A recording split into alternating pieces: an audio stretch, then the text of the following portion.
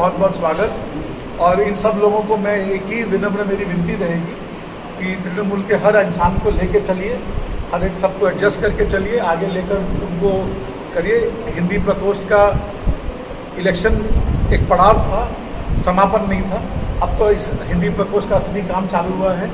जो हमारी 1.5 करोड़ जनता है, जो इनकी उम्मीदें दीदी के साथ जगी है, उन उम्मीदों को पूरा करना में सरकार, संगठन और पार्टी के बीच में ये प्रकोष्ठ बहुत इंपॉर्टेंट रोल प्ले करेगा। इन्हीं शब्दों के साथ अब आप लोगों के सवाल। मुझे तो यही उम्मीद है कि ये इस चुनाव में काफ़ी कुछ टूटा है और आने वाले दिनों में आप देखेंगे कि ये भ्रम पूरी तरह टूट जाएगा, क्योंकि अब हिंदी भाषाभाषी लोग भी समझ में आ रहा है कि एक पार्टी सिर्फ बिना काम किए, आज आप उनको एमपी बनाते हैं मगर वो यहाँ लोकल इलाके में दिखते नहीं हैं।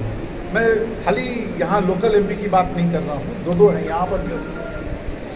हम लोग उनको, आप लोग उनको वोट देते हैं मगर चुनाव के बाद वो गायब हो जाते हैं। आज जब लोग यहाँ ऑक्सीजन से मर रहे थे तब ये विरोधी दल के नेता कहाँ हैं?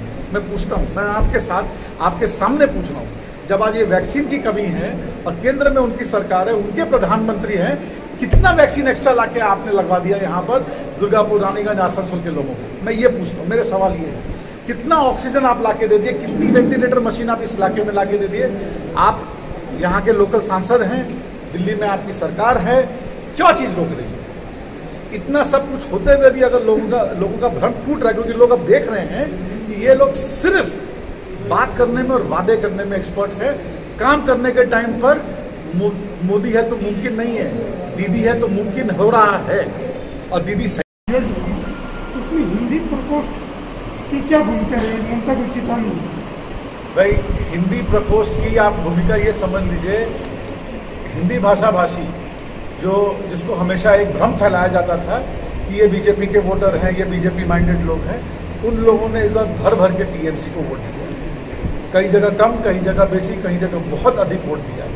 तो हम ये एक प्रोसेस का शुरुआत है। कई अलग राजनीतिक दल जो हैं वो उनको बरगलाने में या भ्रम फैलाने में कामयाब होते थे, मगर अब वो लोग समझ रहे हैं कि दीदी असली में उनके लिए काम कर रही है, अब वो साथ जुड़ रहे हैं। हिंदी प्रकोष्ठ ने कुछ नाम दिए थे एमएलए के टिकट के लिए, उसमें से कुछ लोगों को टिकट भी मिला, सब नहीं जीत पाए। हमारे 5 भाई जीत के आए हैं, उसके लिए हमें बहुत गर्व है और उनके जीत की बहुत खुशी है।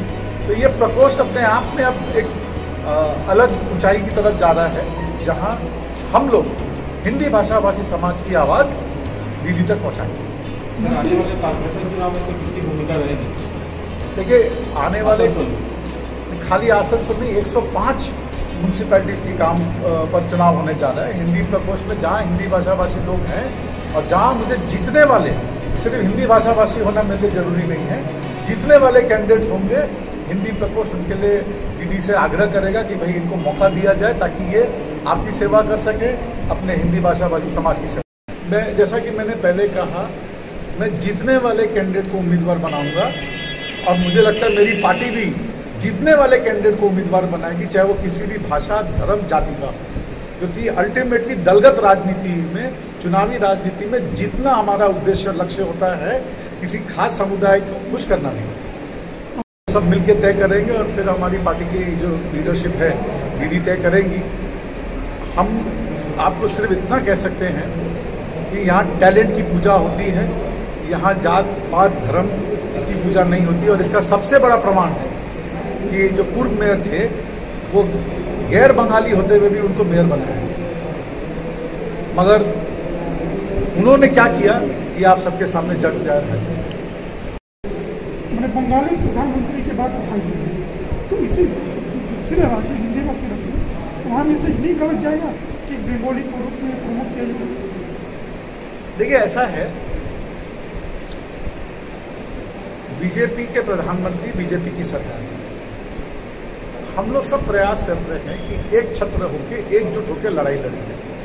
क्योंकि अभी क्या हो रहा है, अलग अलग लड़ाई लड़ी जा रही है। इसलिए क्या होता है कि जब सांसद के चुनाव होते हैं, संसद का चुनाव होता है, तब हर पार्टी अपने अपना थोड़ा थोड़ा वो करके रह जाती है। अब इसमें बंगाली बनेंगे कि मराठी बनेंगे कि कन्नड़ बनेंगे कि तमिल बनेंगे, ये मुझे नहीं पता। मेरा दिल कहता है, मेरा दिल चाहता है कि मेरी दीदी, मेरी मुख्यमंत्री एक बंगाली जो हिंदी भाषा की सबसे बड़ी हितैषी है वो प्रधानमंत्री बने। बट हो सकता है हमारे जो मराठी भाई है वो चाहते हैं कि शायद शरद पवार जी बने।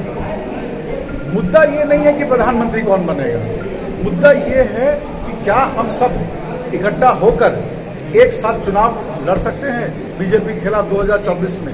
क्या हम सब अपनी छोटी छोटी लड़ाइयों को भूलकर क्या इकट्ठा होकर, जैसे कि आज आम आदमी पार्टी और कांग्रेस लड़ रहे हैं, भाई आप अपनी लोकल लड़ाई लड़ते रहिए। हम चाहते हैं कि जब सांसद की लड़ाई हो तब आप लोग सब एकजुट होकर। कांग्रेस है केरला में सीपीएम के खिलाफ लड़ती है, यहाँ की उसके साथ लड़ रही है, तो भाई कहीं ना कहीं चेष्टा करो कि सब जुड़ जाए। देखिए इसका सवाल तो जवाब तो वही दे सकते हैं। हम तो यही, हमने तो उनको अपने पास बैठाया था, हमने उनको आसनसोल में ये ऊंचाई इस पार्टी ने सब कुछ दिया उनको, मगर शायद उनका मन और पेट नहीं भरा, वो कुछ और की तलाश में चले गए।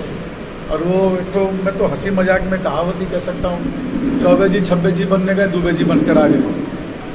तो जितेंद्र तिवारी से आप ये सवाल पूछे तो ज़्यादा बेहतर रहेगा।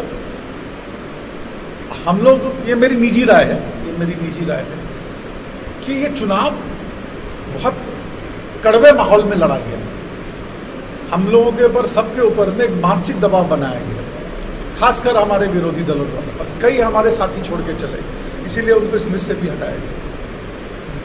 हमको कोई हड़बड़ी नहीं है, इनके बिना हमने हमारे जीवन का, शायद मैं यहाँ जितने लोग बैठे हैं मैं उनके लिए कह रहा हूँ, हमारे जीवन का जो सबसे कठिन चुनाव था, इनके बिना, इनके खिलाफ हम लोग लड़े। हमें भी इनकी जरूरत नहीं है, अब इनको हमारी जरूरत है। हमको इनकी जरूरत होगी तब बात करेंगे। चुनाव के पहले ये भी सोचा जा रहा था कि अगर आप जीतेंगे तो आपको मंत्री बनाया जा सकता है, लेकिन ऐसा नहीं है। आप निराशा से कुछ देखिए, मैं दीदी की सेवा में काम कर रहा हूँ, मेरे लिए उससे बड़ा पद और कुछ नहीं हो सकता। मैं दीदी ने हिंदी एकेडमी और हिंदी सेल दोनों की जिम्मेदारी एक ही इंसान को दे रखी है। मुझे लगता है मैं इतना ही काम अगर अच्छे से निभा दूँ तो बहुत बड़ी सेवा हो जाएगी। काम सेवा का होना है, काम समाज का काम करना है, किसी भी रूप में किया जा सकता है। और आने वाले दिनों में हिंदी एकेडमी का, मुझे नहीं पता आप लोगों को मौका मिला कि नहीं मिला, बट मार्च में हुआ था, मार्च में हिंदी एकेडमी ने यहाँ पे बहुत सारे प्रोग्राम्स किए थे। मार्च में हर साल नहीं, कलकत्ता जो मेन हिंदी एकेडमी, हम लोगों ने यहाँ नाटक उत्सव किया था। तो हिंदी एकेडमी यहाँ बार बार यहाँ कुछ ना कुछ प्रोग्राम्स करती रहेगी। यहाँ अपनी हिंदी एकेडमी भी है, हम भी करते रहेंगे। हिंदी सेल जो है, आज पुरुलिया कई सारे ब्लॉक हैं, हम लोग उन ब्लॉक्स में जा के काम करते रहेंगे। हम चाहते हैं हमारे लोग, हमारे स्टूडेंट्स, 2010 में 1000 हिंदी मीडियम स्कूल्स थे, 2020 में 1600 हिंदी मीडियम स्कूल। इस बार का जो बजट दीदी ने खुद पढ़ा था जनवरी फरवरी के आसपास, वहाँ दीदी ने कमिटमेंट दिया है कि अब से 100 हिंदी मीडियम स्कूल हर साल बनेंगे। तो हम चाहते हैं कि वो स्कूल्स बने। कई कॉलेजेस हैं जहाँ हिंदी पूरी रूप से नहीं पढ़ाई जा रही है, वो पढ़ाई जाए। हमारी हिंदी यूनिवर्सिटी सुचारू रूप से चले। ऑलरेडी ये फर्स्ट ईयर है जहाँ 1000 बच्चे वहाँ पे दाखिला लेके पढ़ रहे हैं। आगे आने वाले दिनों में और काम होगा। तो मुझे हिंदी भाषाभाषी समाज के लिए काम करना है, चाहे जिस रूप में भी दीदी आदेश करेगी हम उस रूप में काम करेंगे।